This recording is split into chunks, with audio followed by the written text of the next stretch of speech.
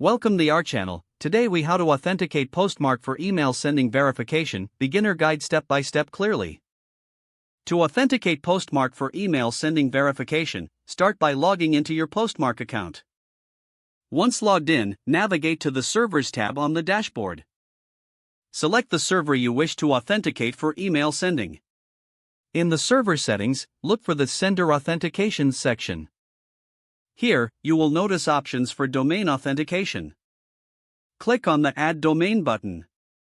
Enter the domain you want to authenticate for sending emails.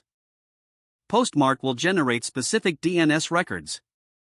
Take note of the TXT and name records provided by Postmark. Next, log into your domain registrar's website. Find the DNS management section for your domain. Add the TXT record exactly as shown by Postmark. Make sure to save your changes. After adding the TXT record, proceed to add the name records. Again, enter the name records as specified in your Postmark account. Save these changes as well. It may take some time for DNS changes to propagate. After a few minutes, return to your Postmark account. Click on the Verify DNS button for the domain you authenticated. Postmark will check if the DNS records are correctly set.